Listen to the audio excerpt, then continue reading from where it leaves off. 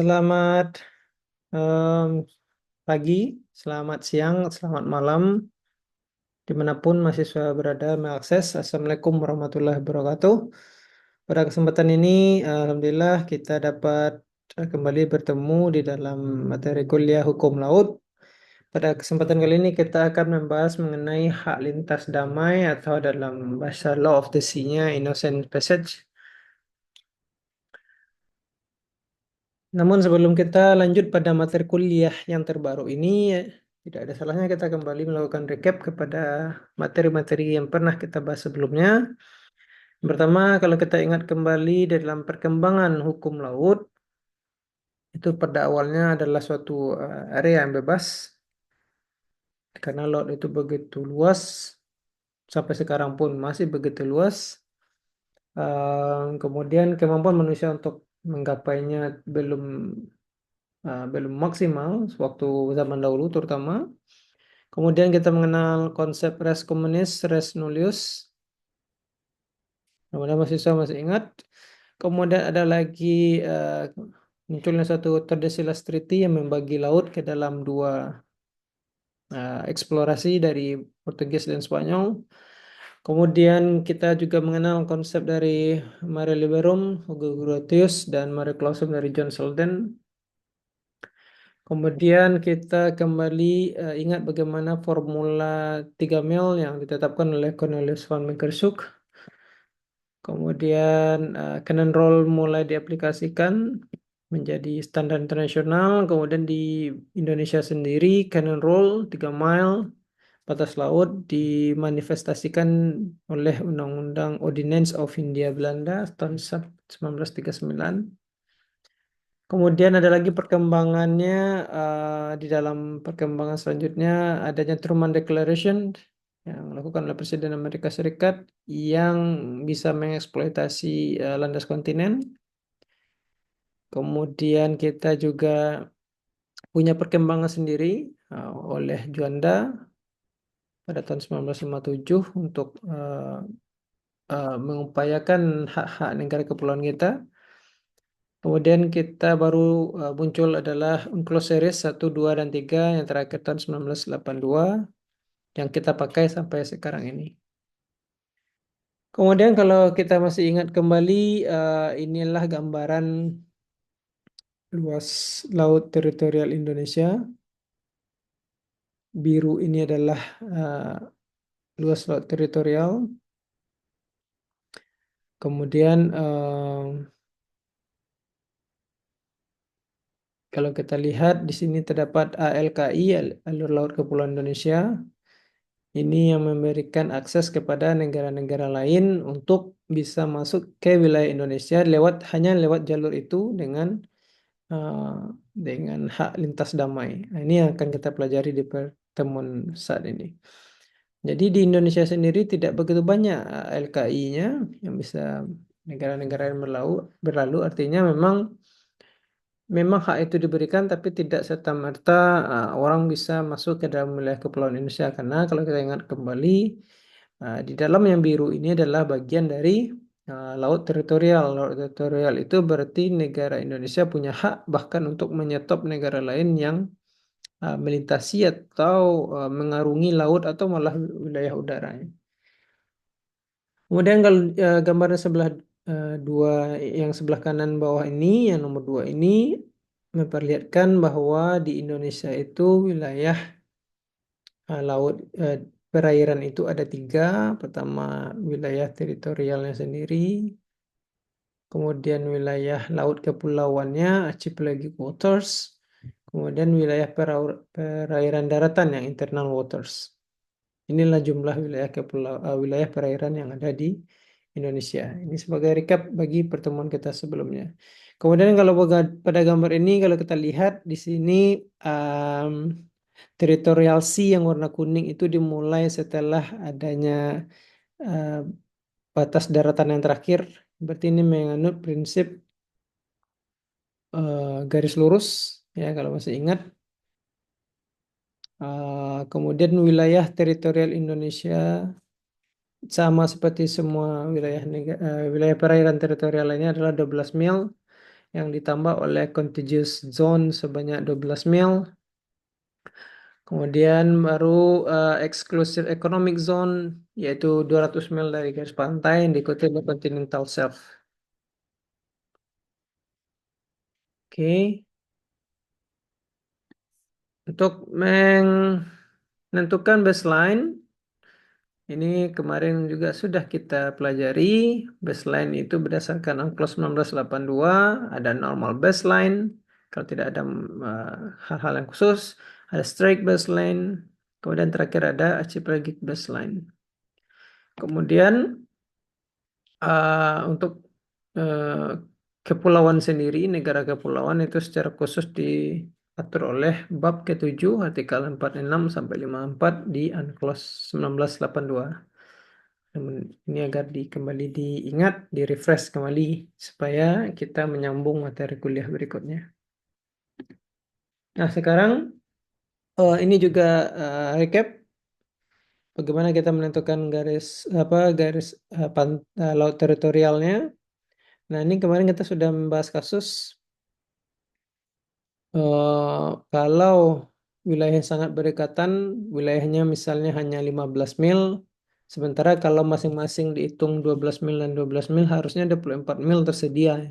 Tapi kalau hanya 15 mil, gimana membaginya? Ya berdasarkan ketentuan pasal 15 UNCLOS disebutkan bahwa hanya sampai kepada garis tengah dari batas kedua negara. Jadi kalau ada 15 mil antara dua negara, berarti secara umum harus dibagi setengahnya. Berarti 7,5 untuk negara A dan 7,5 untuk negara B. Hal ini juga dipertegas oleh Undang-Undang 696 Pasal 10 Ayat 1. Kemudian contoh kasus yang kedua, penerapan ZEE. Jadi ZDE ini seberapapun jauhnya laut, berapapun luasnya laut, dia tetap harus not extend dari 200 miles dari baseline berdasarkan pasal 57 UNCLOS. Jadi tidak ada boleh satu negara mengklaim meskipun jaraknya masih panjang, tidak boleh mengklaim lebih dari 200 mil. Ini juga dipertegas oleh Undang-Undang 583 tentang ZDE pasal 2 ayat 1 ya. Kemudian contoh kasus ketiga, masalah ketiga adalah bagaimana menerapkan batas laut teritorialnya. Kalau ini kemarin kita memang bagaimana ada lagi dari titik M sampai ke titik N itu masih bisa di-extend apa tidak. Ternyata berdasarkan ketentuan ya masih bisa di-extend sepanjang itu masih satu kaitan dengan wilayah daratannya. Jadi kalau ada karang pun yang masih berkaitan dengan wilayah daratan lautnya, batas batas tepi pantainya masih bisa di-extend berdasarkan pasal 6 UNCLOS 1982 dan juga dipertegas oleh Undang-Undang 696.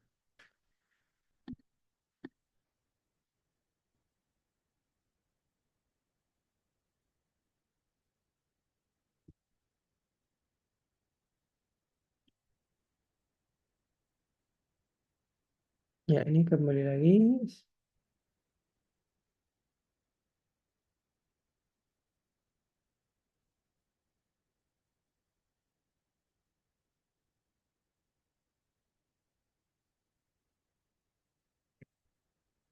Ini materi kita sebelumnya. Jadi kita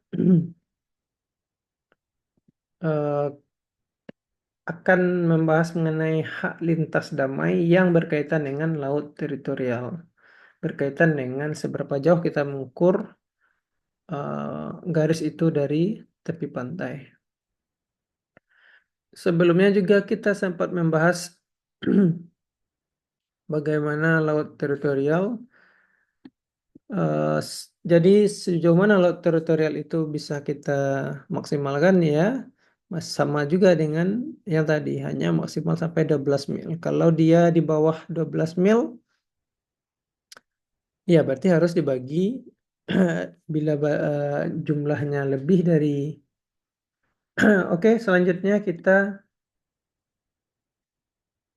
akan masuk kepada sebuah kasus bila terdapat negara Nusantara yang memiliki laut teritorial kepulauan sebagaimana diakui dalam UNCLOS. Ada sebuah kapal dari negara lain, negara X, yang mencoba melewati batas laut teritorial negara kepulauan tersebut. Kapal tersebut berukuran sedang, tidak besar, tidak kecil juga, sehingga tidak bisa dipastikan dari jauh. Ya, karena ya sedang ya belum bisa dilihat, kalau dilihat dari jauh belum terlalu nampak.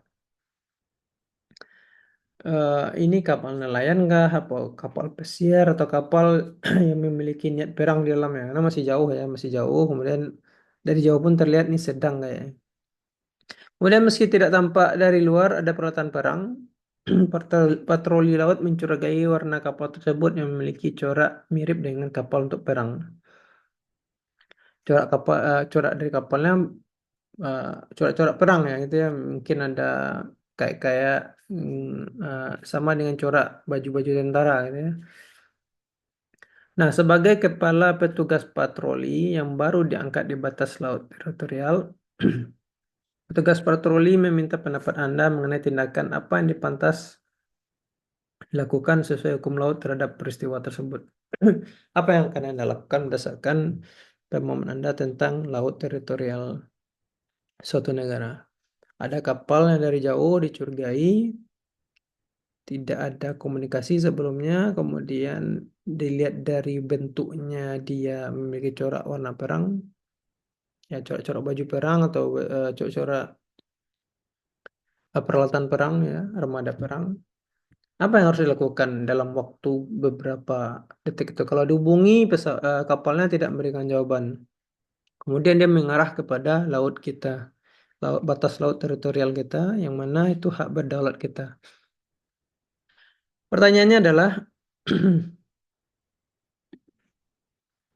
kemudian kapal tersebut mulai memasuki batas teritorial tanpa ada komunikasi sebelumnya, sehingga petugas patroli tidak memiliki informasi apapun, apakah dia ada tujuan baik, dari mana, apa saja yang dibawa muatannya, tidak ada. Pertanyaannya, apakah boleh petugas patroli menembakkan tembakan ke kapal tersebut dengan dasar kedaulatan teritorial? Yang kedua, di lain tempat juga terdapat kapal Y memasuki wilayah teritorial. Jadi kan wilayah laut suatu negara itu kan banyak ya. Ada berbagai macam wilayah, ada berbagai macam titik. Ini ada juga kasus lain. Kapal Y memasuki wilayah teritorial. Kapal tersebut ada mengkomunikasikan ketika ditanya dengan sistem komunikasi yang ada di laut itu. Mereka bilang mereka salah satu dari negara sahabat yang hendak mencari ikan dengan waktu kurang dari 6 jam ya, di batas teritorial ke-10 negara Nusantara. Jadi dia cuma bilang kami hanya 6 jam di sini numpang numpang sebentar, ya tidak terlalu dekat dengan wilayah pantai yang tidak akan membahayakan, hanya masuk 2 mil lah gitu ya. Kalau batas laut teritorial itu 12 mil, dia bermain di sekitar 10 mil, berarti hanya mengeksplor 2 mil saja dari wilayah Indonesia, dan dia hanya kapal ikan, dan itu pun hanya 6 jam. Apakah kapal tersebut diperbolehkan? Kemudian yang ketiga, beberapa waktu kemudian ada juga kapal Z akan memasuki negara Nusantara. Kapal tersebut berlayar untuk perdagangan menuju salah satu pelabuhan Nusantara. Namun, mengetahui bahwa kapal tersebut berasal dari negara Zionis, anggaplah sebuah negara itu negara Zionis, kemudian kapalnya datang ke negara kita yang dianggap sebagai negara penjajah Muslim, petugas patroli meminta izin untuk melarang kapal tersebut. Ada bawahan saudara minta izin, Pak, ini kita larang saja, Pak. Apakah tindakan demikian diperbolehkan menurut hukum laut? inilah pertanyaan yang harus bisa dijawab.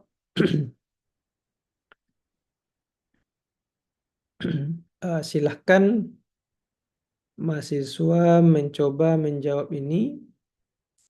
Akses kembali kemampuan mencari informasinya. Apakah yang harus dicari? Apakah unclosed atau undang-undang? eh, Akses kembali kemampuannya, kemudian coba lakukan analisis. Nanti akan kita bahas sesudah ini. Silahkan. Kemudian dijawab pasalnya apa, dasarnya, kemudian argumentasinya apa untuk nomor satu, 2, dan 3.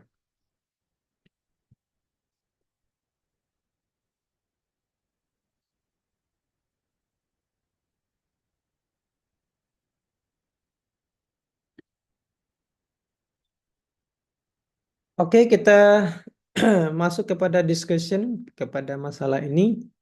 Terhadap masalah ini, yang pertama, persoalan apakah kapal tersebut mulai ketika kapal tersebut mulai masuki batas teritorial, apakah boleh petugas patroli menembakkan tembakan ke kapal tersebut dengan dasar kedaulatan teritorial?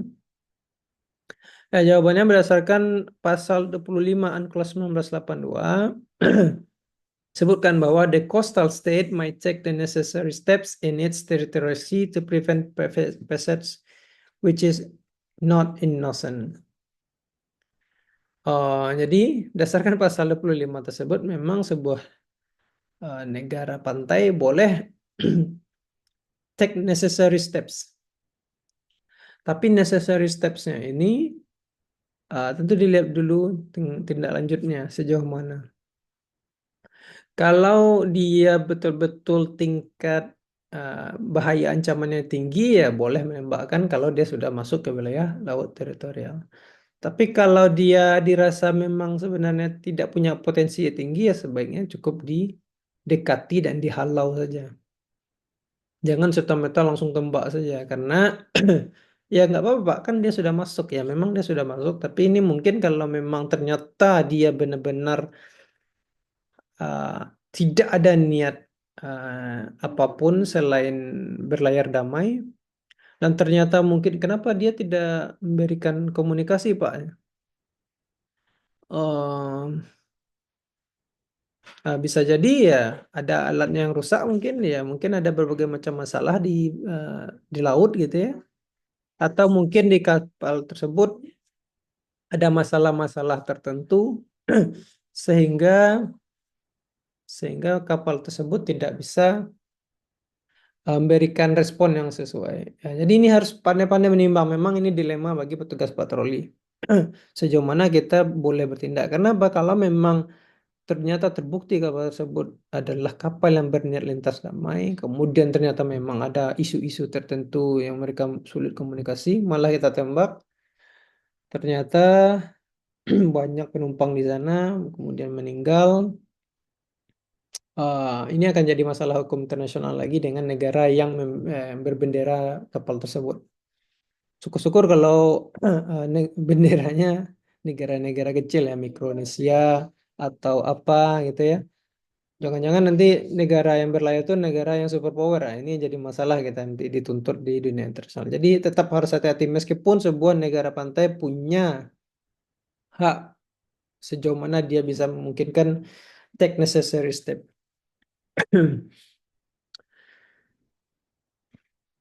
Namun juga harus diingat seperti tadi artikel 17 UNCLOS memberikan hak kepada sebuah negara untuk berlayar secara lintas damai. Nah, ini harus dipertimbangkan dengan baiknya. Di satu sisi kapal boleh masuk di jalur alki kita tadi, alur alur kepulauan. Tapi di sisi lain sebuah negara punya kewenangan di dalam wilayah laut teritorial. Ini harus ditimbang-timbang dengan baik. Jadi tetap tidak bisa hitam di atas putih. Harus mempertimbangkan berbagai faktor yang ada.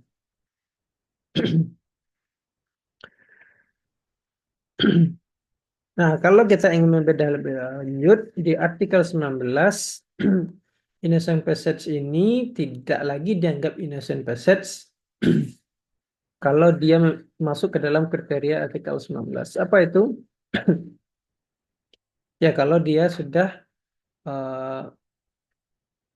misalnya dia sudah menunjukkan eh, apa tadi ya? Sudah menunjukkan arah-arah ya kenapa kapalnya misalnya diberi corak perang ya kalau tidak mau dianggap berperang gitu ya. Kenapa? Ya, jadi hati-hati juga dengan pertanda-tanda ya. Pertanda sudah memiliki corak perang, kemudian tidak memberikan komunikasi, ya wajar saja sebuah negara menganggap ini sebuah ancaman. Dia hati-hati.